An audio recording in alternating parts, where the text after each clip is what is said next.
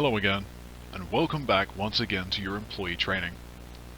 Hopefully since the last episode, you've had more time to come to terms with your new situation, and have recovered from enough gunshot wounds to realize they are to be avoided. The previous segment may have been more rigid than the first, but Ultracorp has given me more creative topics to oversee and develop, meaning that this employee tape can be a little more proactive than last. In today's segment, we'll be looking at what goes on in often the most underlooked role in a deal-making team, the driver. But before we dive in, today's module was produced and filmed at the Augustine building, in which filming space was granted for our program. Thank you, once again. So without further delay, let's dive in. This module has everything written in your employee skills book under section 5C. Any questions should be saved for the end, but please feel free to harass your instructor with many questions.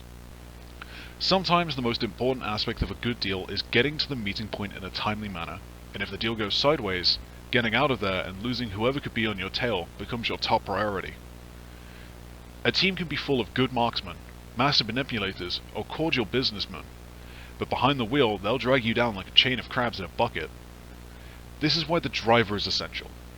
A bad shot can still contribute in a fight. A poor negotiator can be kept quiet.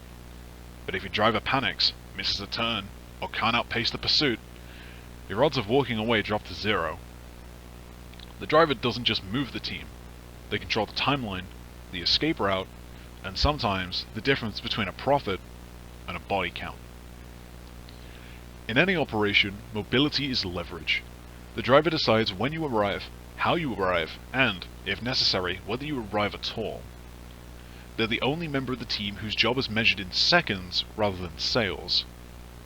But an effective driver controls the clock, managing arrival times to maximize opportunity windows.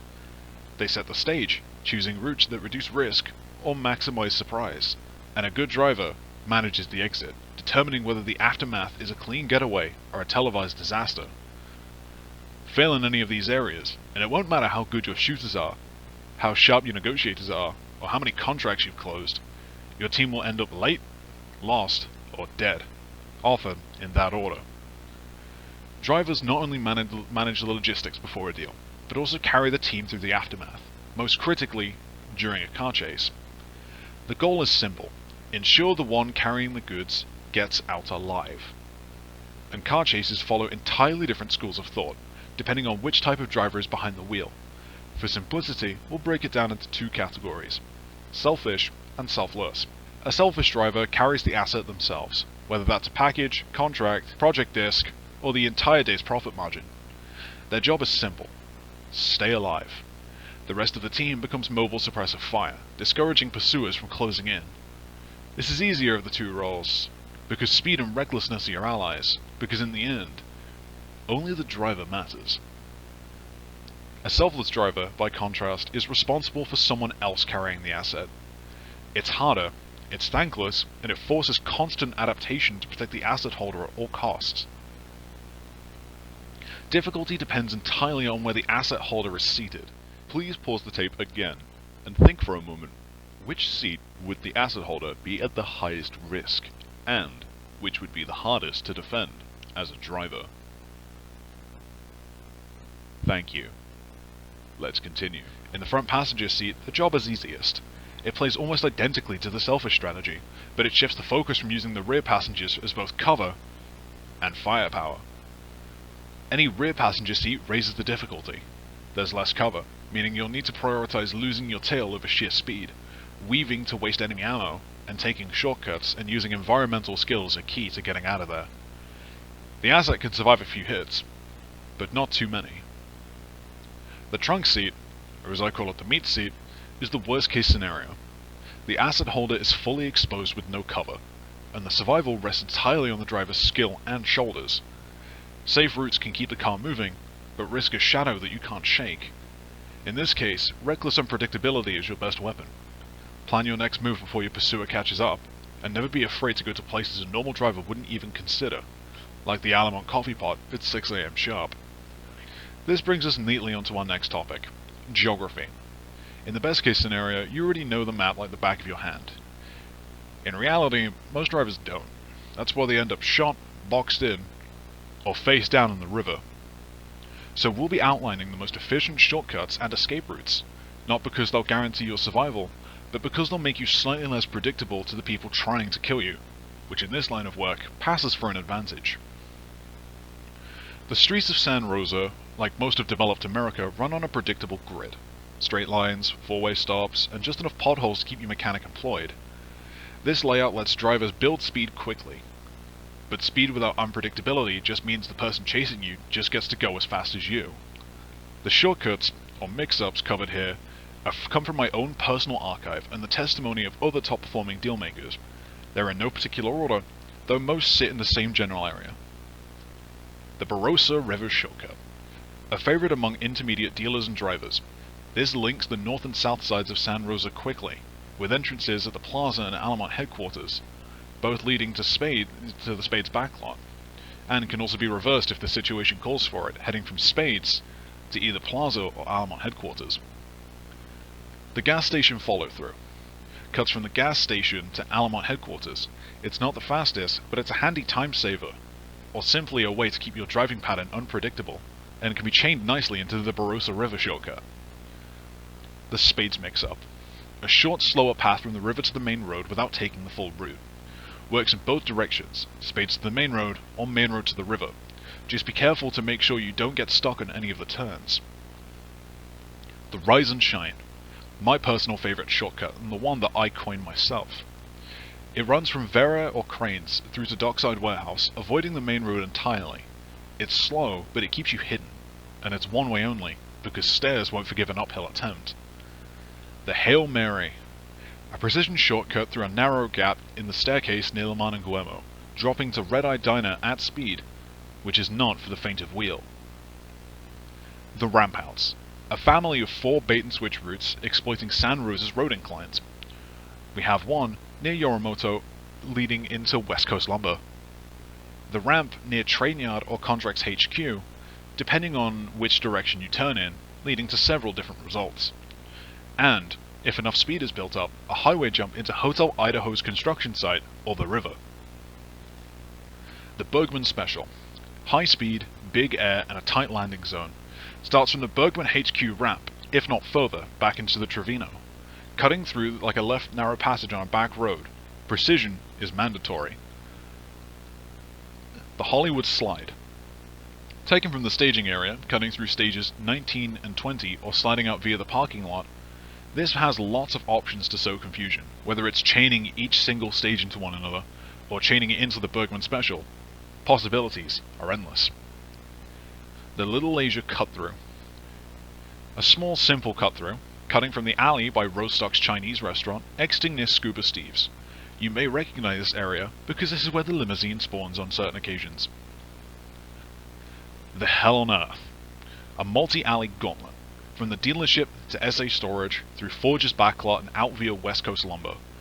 This route is one of the hardest, and fully interchangeable. You can start and exit wherever the chase demands. Of course, shortcuts don't mean nothing if the people in the back can't keep the enemy's windshield full of holes. The unfortunate truth about car chases is that they're rarely just about the driving. Someone is almost always shooting at you. Firing from a moving vehicle is a skill very few possess naturally, and even few bother to try and practice. The rest just assume they'll figure it out in the moment. And those are the same people who spray half a magazine into a door and call it cover fire. The fundamentals are simple. The driver keeps the car stable. The shooters keep the driver alive. The more predictable the car's movement, the more accurate your shots, but are easier to hit.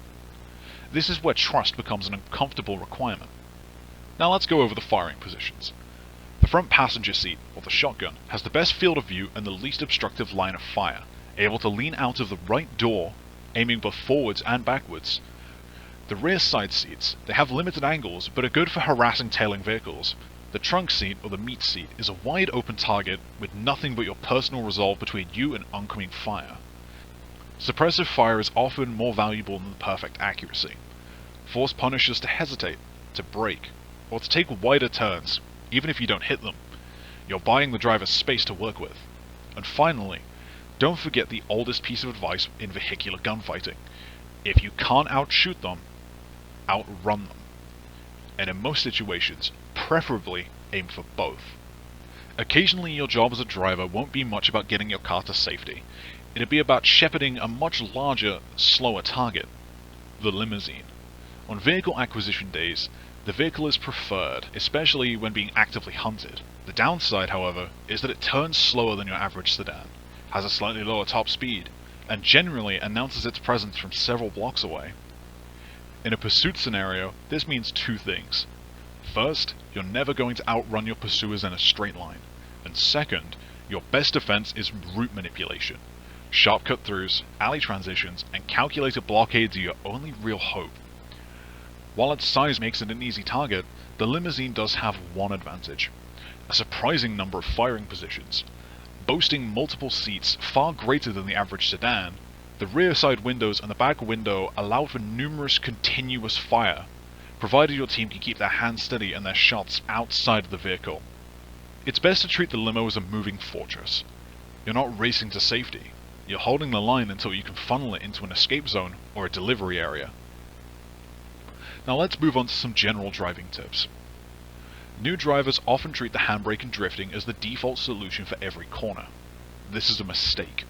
In most cases, it will bleed speed you can't afford to lose, and in the worst cases, cause a spin out which will end the chase entirely. Drifting should be reserved for the highest of speeds, where the alternative is losing control altogether. You should avoid telegraphing major turns at high speed. This is a habit of veering into the opposite direction just before making a turn to make it feel less sharp. It may be easier to control, but it's also predictable, and predictability gets you caught. When being tailed, favor erratic movement. Zigzags, double backs, or abrupt changes of direction. Every second saved is another second your pursuers have to waste finding you again. Inversely, however, when you're the one doing the chasing, conserve ammunition. Only fire if you have a clear shot, sufficient rounds to spare, and, most importantly, your target is driving in a straight line.